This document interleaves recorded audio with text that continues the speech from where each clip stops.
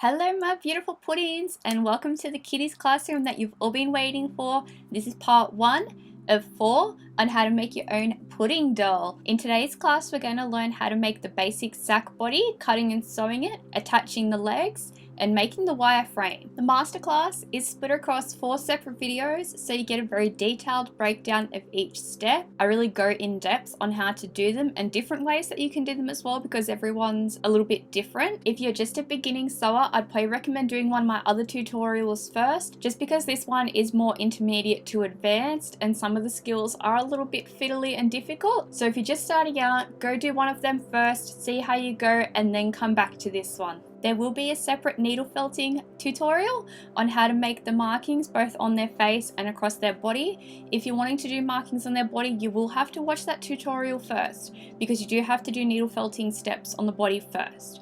The pudding pattern is available as a downloadable file in the link below. You can also get the kit if you don't have your own supplies. It comes with everything that you pretty much need except for a pair of scissors. With the kit you can select what colours you want your doll to be, what accent colours, if you want whiskers and what type of eyes you like. And in the near future I will also be having kits of clothing options as well as patterns for them. For today we're going to get cracking on the body and I hope you all have a great time sewing with me. Let's go. Here we've got our lovely little pattern all printed out on thin card. We've got the both pages here, and the first thing that we want to do is measure our ruler guide that's on both pages to make sure that it's 5 centimeters or 2 inches. So we'll just measure that one. That's all good. And that one, so that they are the right size. You want them to be the right size so that if you buy clothes for your dolls or later on you want to get patterns and make your own clothes, they will all be the right size for how big the doll is, and that you will also have enough felt and the eyes will be proportionate and everything. So it's very important that your ruler guide is the right size. So today I'm going to make a cat. I'm going to make a Siamese cat. So I'm going to need the leg, the body, the tail, both the front and the back of the head. I'm going to need the arms, the bottom of the foot, the little paw, eyes and the ears. Wow, that's a lot. We won't need the tummy or anything like that. They are optional, as well as these ones here. This is a dog tail that you can use if you want to make a docked tail. Otherwise we do have, on the front page, we do have a dog tail. That's just a bit shorter than the cat tail. Alrighty, let's cut these out and then we can cut our felt. So when you're cutting out your pattern for the head, where it's got these lines all the way around, we're going to cut little notches out of them. On each side of the line, just cut a tiny little snip, and then you'll have your little tiny flap, and you just pull it out, and then you have a tiny little notch. So then you can mark very accurately with your fabric marker, or if you want to put a pin or something there, the lines. And we're just going to do it on each one of them so that when you do the marking on the felt, you can mark it really accurately.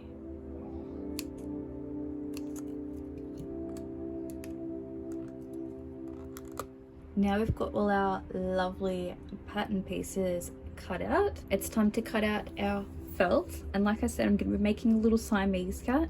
So I'm going to be making most of the body off of this nice beigey color, and then I've got my secondary color over here, which I'm going to making its ears, its little nose, its paws and its feet out of. So I will actually show you guys how to blend in the hands and feet like that, but it's going to look a little bit confusing in the beginning, but it's all good. I'll show you how to do it. With your front face, you can cut the eye holes out and use them as a guide so that when you cut it, you use your fabric marker to mark the circles.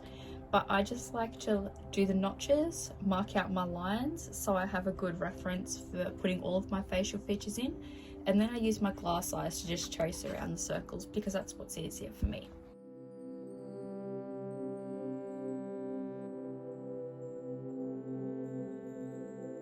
This is where your fabric marker comes in handy. I've got a water erasing styler pen. So these ones are great. I just bought them at a sewing craft store.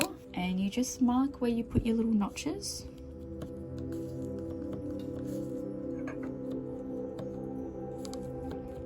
You don't have to do all of the marks for the back, only for the front, because unless you're putting crazy details on the back. And then I've just got a little ruler and we'll just rule out these lines.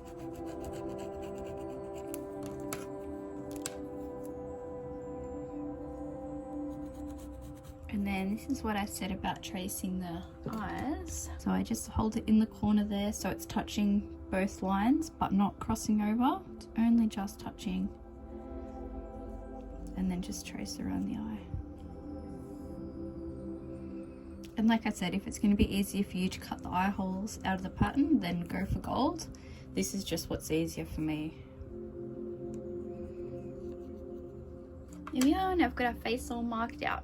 So as I'm cutting out all the pattern pieces, I'm making sure wherever there's a mark at the high points and the low points of the pattern that I'm marking them. So we've got another arm marked there, and I've got this one here that's already cut out, that I've got both of them marked so that we know where to line it up properly when we sew it on.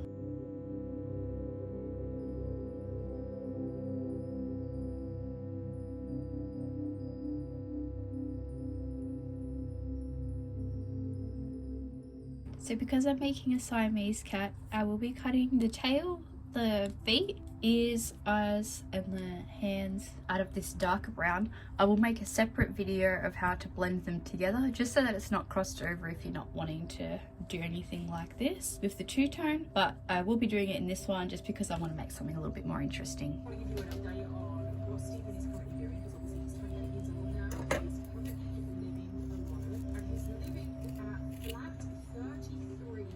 I've got all of my bits cut out and I'm going to start sewing the body up now. So the very first thing that we do is sew the center front seam down the tummy, and then we sew the back pieces onto that one. So we've got our little body sewn up and we just flatten out the seam with your thumbs to give it a little pull and a push. Push it from the front and the back to flatten it out all the way down. And you want to do this to most of your seams, especially the legs and the body, so that it creates more of a 3D shape instead of the body trying to just sit like a little V. So you flatten it out and it will help it to give that dimension. So now we're going to sew the back pieces on. You flip your front body over, tuck your threads in, and then we're going to pin these ones on like this. And we're going to sew both sides of the waist around the neck, and then at the end we're going to sew the butt up.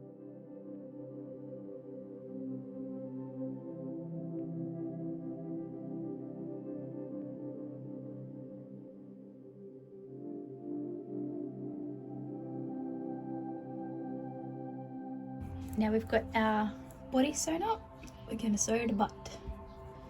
So you just fold your two back pieces together, put a pin in it, and we're going to sew from the very bottom line down.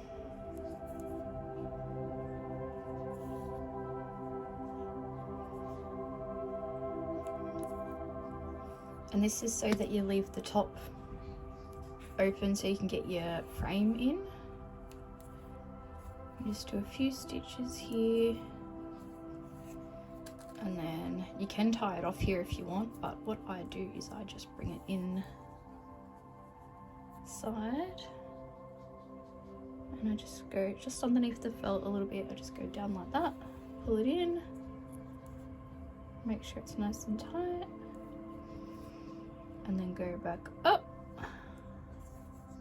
We're going to marry the crotch seams together and then sew along here.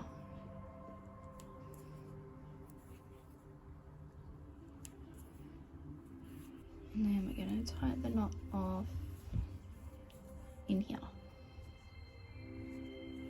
So there we've got the little body sewn up. You can smush your side seams down. We've got the neck. You don't have to really flatten the neck out. It will shape when you put the frame in. But that's your little body all done. We've got our little paw pad pattern pieces here. So for the cat, I use this one for both the hands and the feet. The dog one I don't do on the feet, I just do it on the hands. So we've got this colour for the dog, we've got this colour for the cat, and I don't have a pattern piece for these tiny little toe beans. We're just going to use this as a guide because it's really hard to try and cut something out that small, and you might want to do a different shape other than an oval. So we're going to get those on now before we sew the arms up. I like to use my tiny little scissors to cut these out. It makes it much easier to cut detail.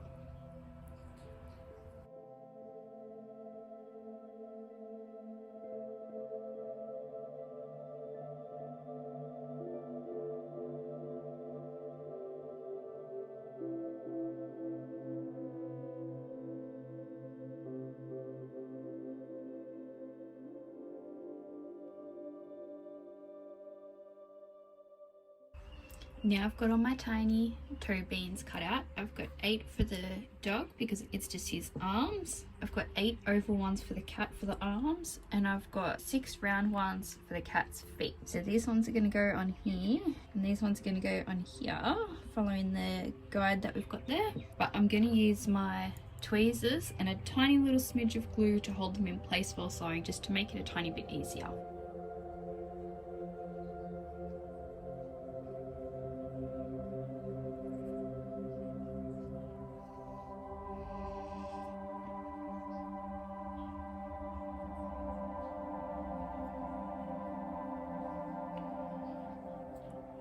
So I'll put my toe beans on first so that we can get the position for the paw pad right. And I only put the smallest smidgen of glue because you don't want to lay it on too thick, because then it's going to make sewing difficult, especially around the edges. So now we can get this in the perfect position.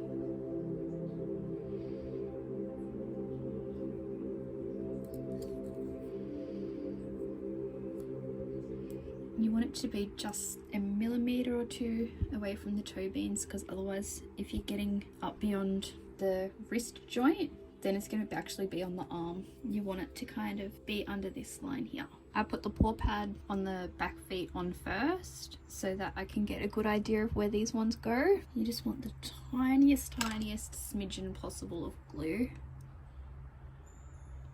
and then stick him on there. Before I sew them on, I just wanted to show you guys what the little doggy paws look like after I've glued them on. I probably could have glued these ones down just a tiny smidge, or glue these ones up just a fraction, but I didn't want it too close to the edge where I'm going to be sewing there. So I just have them touching. I usually do have them like that, but I think they're still cute. So now we're just going to do our little back stitch around the paw pads, and they'll all be done. I'm just using a single thread for this one. It's not doubled over or anything, and we're just going to back stitch around the outside. So we start at the back,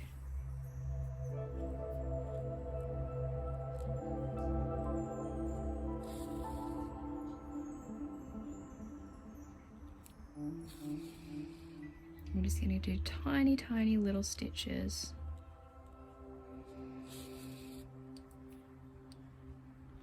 Around the outside of the paw pad and the toe beans.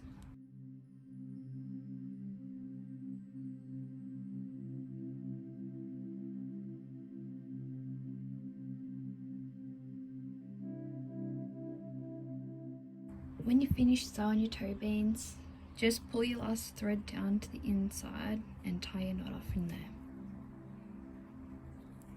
We've got our little toe beans done.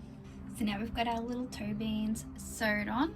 We're going to sew the front seam of the arm. I will actually update the pattern from what you're seeing here to mark that it's the front. So the arms kind of like bend together like this. If you have them the other way, you'll see that they kind of straight, but this way they kind of face each other. So that's the front, and we're going to sew that seam on both of them to get them ready to sew onto the body. So I'm just going to start at the wrist here.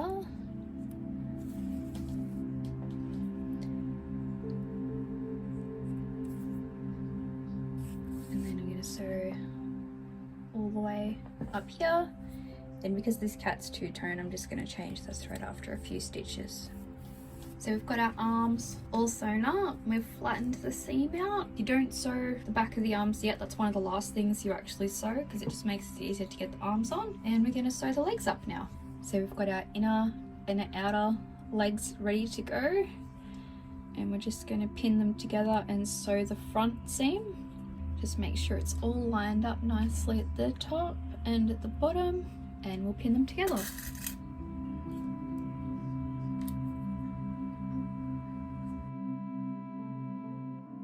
So we get our front seam all sewn up. We're going to flatten it out, give it a nice good smushing, and glue on the toes. And this little bit here in the ankle. Now we're going to sew the back seam up.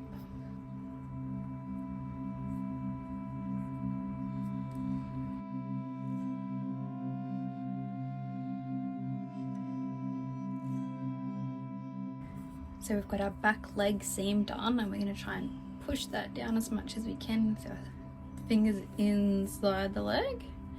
Especially that little heel gets a bit difficult, but you can get there. You just swish it down, give it a bit of a stretch gently.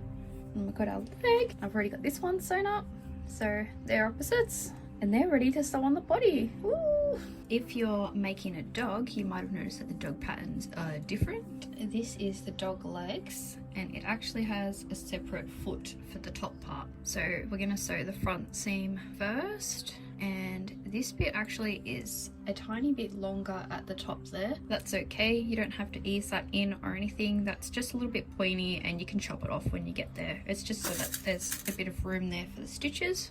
We're going to pin these up, and just the same as the cat leg, we're going to sew this together, flatten it out, and then do the back seam, and then we're going to sew the foot on. So I'll show you how to do that when we get there.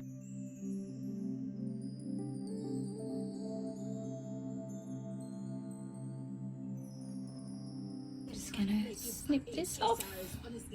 So with the dog's feet, it doesn't matter which way you have this, it's mirrored either way. We've got our little leg sewn up, and what we're going to do is, starting on the toes outer edge, we're going to sew up the back of the foot so it goes like this. And I usually try and squeeze 3 stitches in here, sometimes 4 if I'm feeling lucky.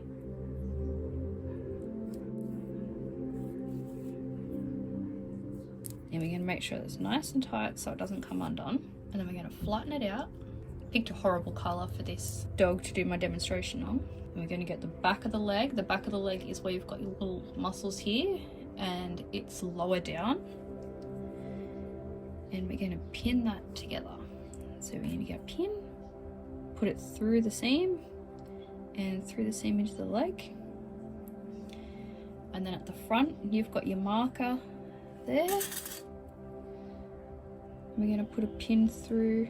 Sorry guys, it's hard for me to watch what I'm doing and film at the same time. Then we're going to put a pin in each side. Oh, so that one just went straight into my finger. What I'm going to do here, just to make sure it's super secure when we first start sewing, is I haven't tied it off or anything. I'm just going to catch this bottom stitch here, and we're going to continue sewing from there. So I'm going to sew this way because that's going to be what's easier for me.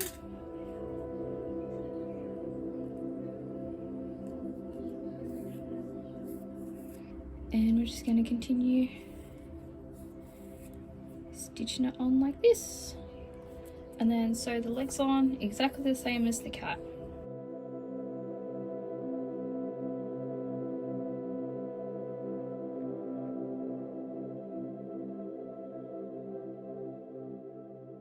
And when you get to the end, I'm just going to do my last stitch here. We're just going to catch that kind of trifecta intersection that we've got there.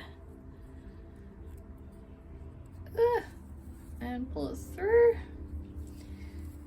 Turn this through a tiny bit, and then we're just going to tie our knot off in here. And then your dog legs are ready to sew onto your body. Alrighty, we're ready to sew the legs onto the body. This is actually my favourite part of making the dolls, which is so ridiculous, but whatever. Got our side seams smooshed out. We've got our leg marked here. So I'm going to get a pin, catch it in here, and it's going to line up with this side seam here in the body. I'm just putting the pin right into the body, so it's going to be nice and stable there. And then we're going to do the crotch seam, so it's the lower side where it's marked, and pin it into the crotch.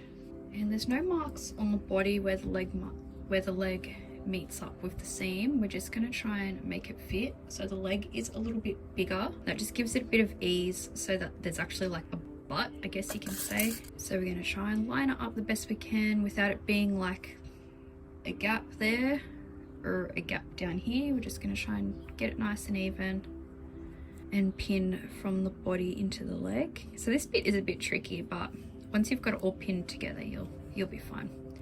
So that one might be a bit easier to try and pin it straight up like that. And then this one we're going to put a pin here. And then we're going to do the same thing on the back, so you can see it's quite a bit bigger. This is just your doll's butt. So we've got a little bit of a pucker there and a little bit there. I'm just going to pin it down. Then put one here.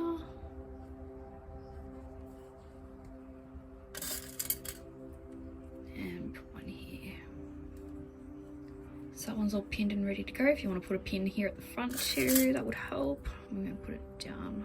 So I try and alternate whether they're facing down or up, just so that it's got a bit of pressure from both sides, instead of if they're all facing down, then it's going to easily slip off. I don't know if that makes much sense, but anyway. All right, so now we're going to sew it on. I'm going to make sure I've got a new thread for this so I don't have to change it over. A nice long one. Fun fact, you can actually thread a needle by feel, which is handy for sewing machines and things like that, because I don't have the best eyesight and I've just been sewing for that long that I can usually thread them by feel alone. And probably a little bit of muscle memory as well. So when we're sewing the leg on, we're actually going to start on the inside, which is a bit tricky, but you're just going to try and hold it nice and tight where the seam for the back leg is. Just catch a bit of felt and pop it outside the seam so that your knot's not all the way in the seam and coming out. So then we're going to do a blanket stitch, but because they're next to each other, it's going to kind of feel a bit weird sewing it. But you're just going to go in, come out on the other side, about the same 3 millimeters, and then catch the loop. And make sure your stitches are finishing in line with the seam.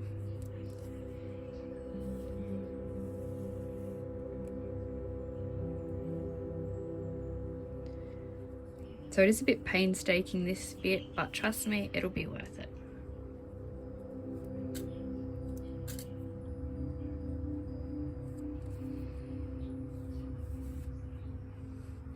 And as you're going, you're just pushing down that bit of ease.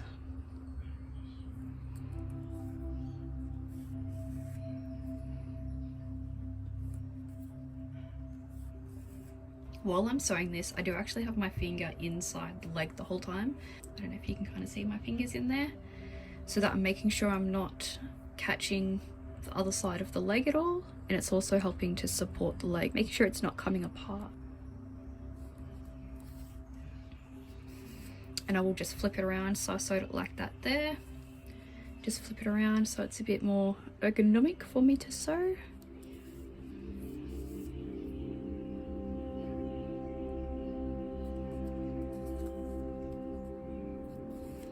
So one important part, well, when you're sewing this doll through the entirety of the build, you are making sure that you're stitching on it really tightly on either side of the seam.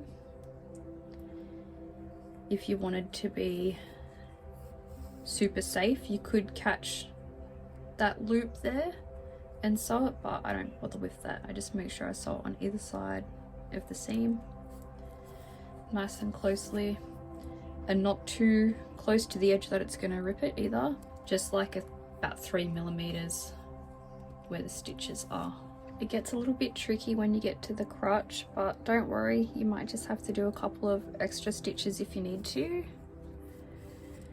get it around that tight little bend.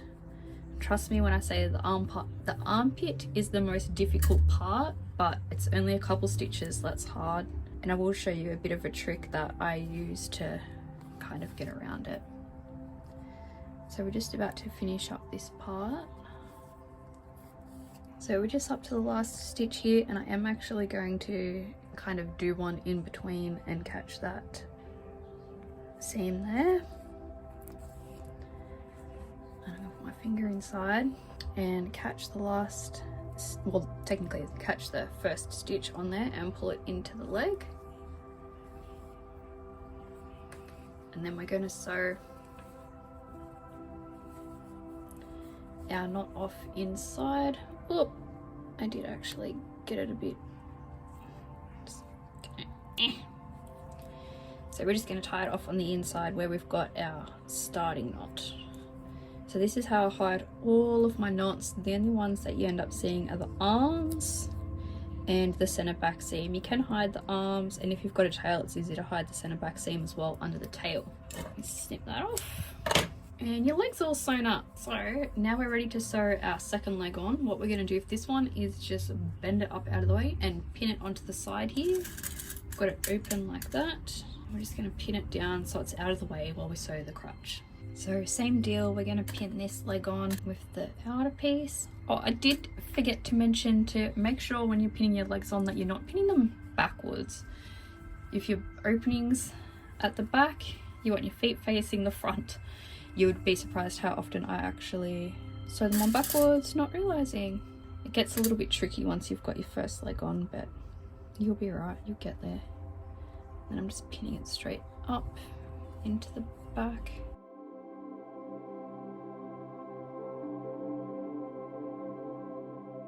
So this is a perfect example of your ease and how the crutch is a little bit difficult. You can see that the leg is bigger than the crutch. Ooh, get nice and close. We're just gonna have to do a bit of a bigger stitch here and pulling it in closer to the last stitch at the top.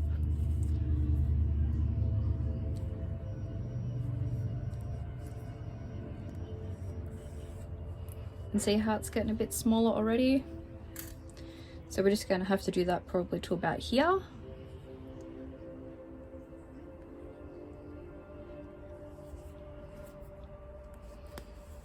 And I've got my finger still inside the leg, so I'm not sewing through to the other side. And with the crutch, I'm just trying to pushing it out a bit. And I am going to catch the stitching in the seam.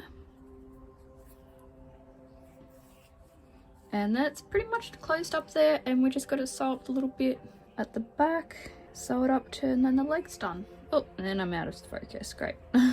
And same thing on the other side, we're just turning it through and sewing our knot off on the inside. And we'll pull the pin out. So we've got our legs sewn on. Looks a bit weird until we've got the stuffing in and the feet actually have a form, because now they're just kind of flat. But now it's all ready to make the frame and pop the frame in. We don't sew the arms on until we've got the frame in. I know that seems kind of weird, but that's all right. So next part is the frame. Now it's time to make the frame. I've got my wire here and my little diagram. This is just the one I've drawn. It's not actually going to be the finished product that you get in the kit or in the pattern, but I'm actually going to show you in this video the most precise way to make the frame. You can use the diagram, it's perfectly fine, but what I actually use is something that looks more like this. A dodgy drawing with just measurements. So I will include the measurements in the pattern if you want to do it this way. I just thought I'd show you this way because it is a little bit more precise and it's the way my brain works, so I don't know, for me it's easier. So we're going to start to straighten out the wire, and about 5 or how long is that, 5 or 6 centimeters, we're just going to make a bend, and that's going to be your neck. I'm going to actually have a wire frame here so you can kind of see. So that's your neck. And then we're going to do 21.5 centimeters, and it's going to be your first arm. So I'm going to lay it down. And we're going to go to 21.5 with my pliers. And I'm going to bend that. And then it's 6.5 centimeters for the tummy. We're going to go to 6.5. I'm really sorry if you're in America and you don't have a centimeter ruler. And then the hips are 2 centimeters on each side. So we're gonna do that. I'm sorry if my hands block on the way. And then the legs, that's 24 centimeters. I don't know, this will just look wild until you actually see it come together, and I'm gonna bend it that way. Doesn't really matter which way you bend it because the armature wire is so flexible, you can just marry them up and twist them around. And then we're gonna go 4 centimeters.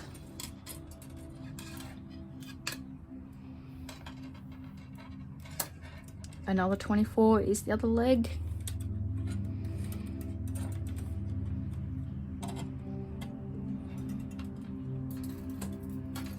Two centimeters for the hip again. Oh, this starts to get a bit crazy.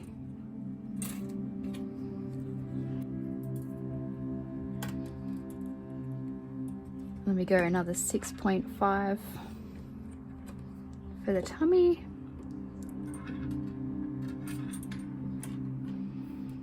Another 21.5.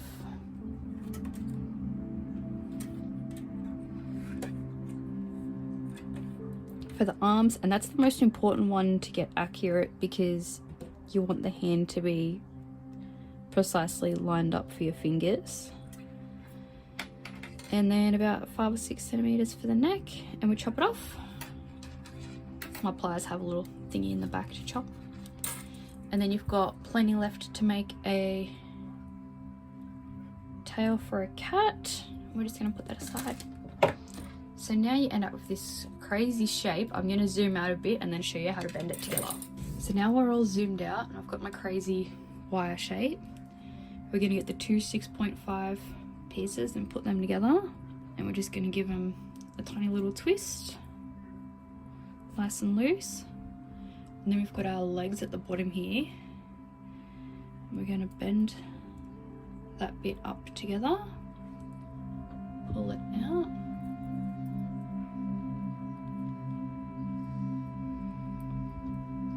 Then you got your arms.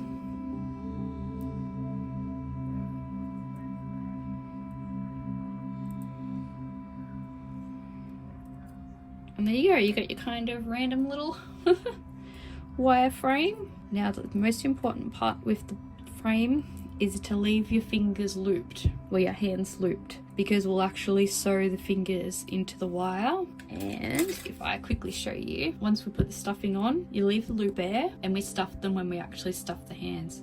The feet can be completely covered, they don't really matter just yet. Alrighty, so now we're going to put the stuffing on so that the body can actually grip onto it. So I've got my stuffing and my wire frame, and we're going to start by grabbing a little bit of stuffing, kind of make it a bit of a sausage shape.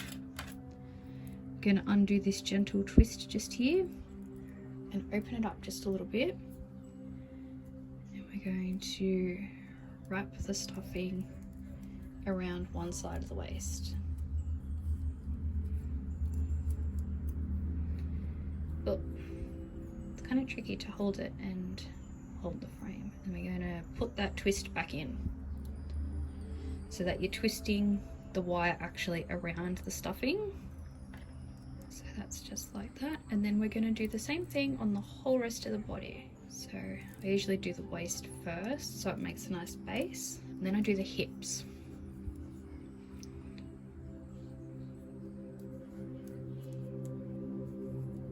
Just twist it around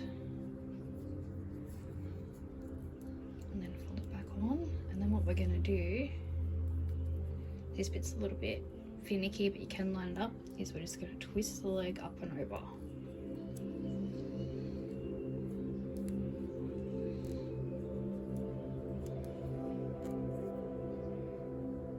There we go, because then the legs can be done without distorting the shape of the hips.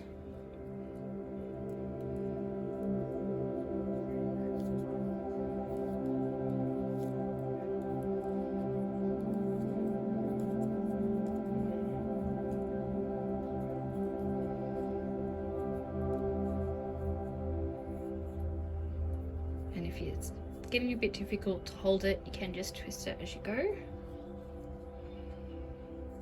And then pull the loop open. and keep threading it through.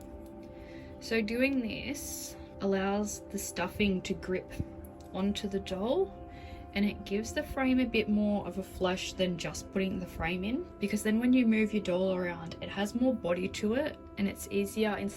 It's hard to kind of explain what it will feel like. It'll feel like it's fleshed out, but if you just have the wire frame inside there, it will just move inside the doll and you'll end up with the frame all distorted, and that's when you might get one leg shorter than the other or something like that, which we don't want. So that's why we've got to flesh the skeleton out, and having it this way stops the stuffing from moving on the skeleton as well, so it all just becomes one cohesive piece.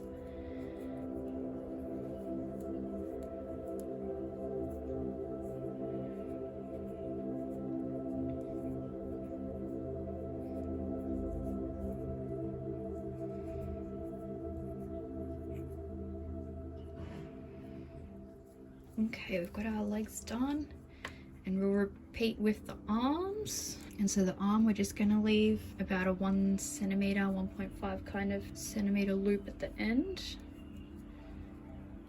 Wrap this on, that's a bit much.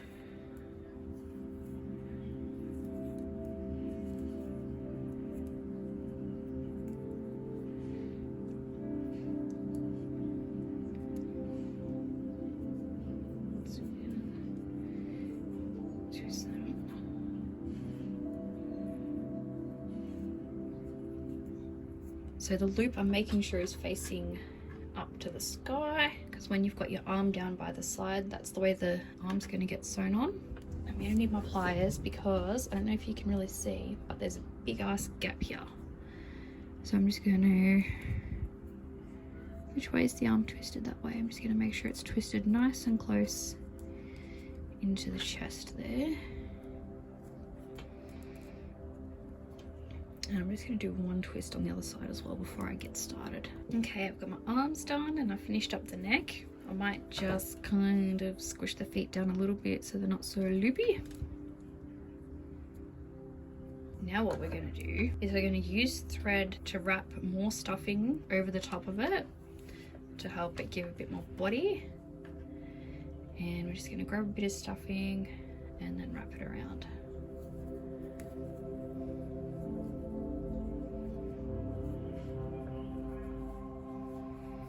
Make sure to go all directions around the body with the stuffing and with the thread. So I usually do a couple layers of this. I just kind of do them roughly. The tummy you can do a bit thicker. The arms don't do too thick because you don't want them to be too thick to fit actually inside the skin. So that's probably good for the arms. The body I usually do 2 layers, and then I'll add a bit on the legs.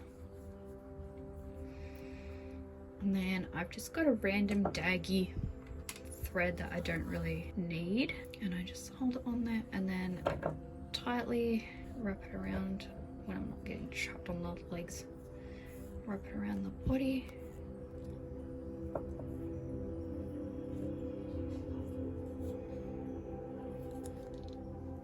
It's really hard for me to film because normally I just move the skeleton around, not the thread.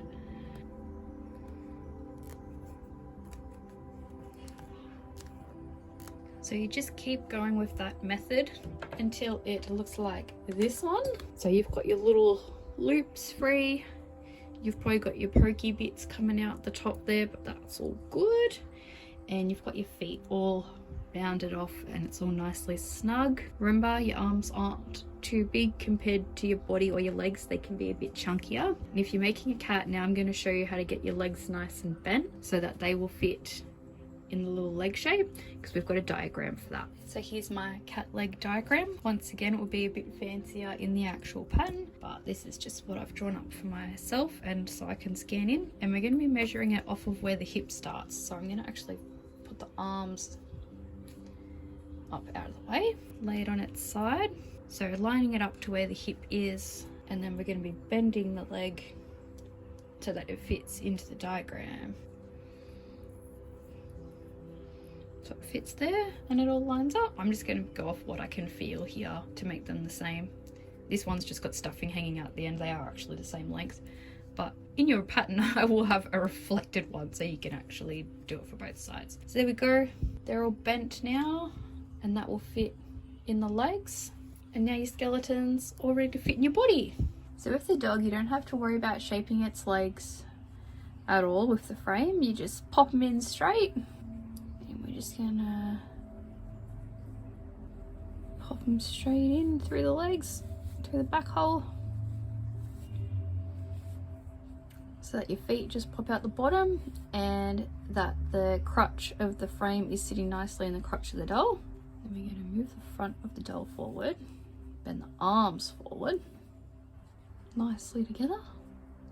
And then we're going to pop them through the armholes. So I'm going to bend it down into the back opening and out the armhole. And same with the other side when you've just got the hand through, because otherwise it'll be more difficult. Through the back opening and out the armhole. And like he's getting dressed in the morning with his skin on. That's so creepy. Don't think of it like that. Straighten out the arms when you've got it up there. And the feet will pop out quite a fair bit, but that's alright because we'll put them all the way to the back and then bend them up after we stuff the legs. So that's the end of part 1. How did you go? Are you keeping up? Are you ready for part 2? Make sure you give this video a like. If you need any help, please leave a comment or message me on Instagram. I will give as much support to everyone as I can. If you have any questions or suggestions, please also leave a comment. I will have another completely separate tutorial that will be coming in the next few months for turtles and frogs. So if you do want to make either of those, make sure you keep an eye out for that. Okay, I'll catch you all in part 2. Hope you all have a great day. Bye!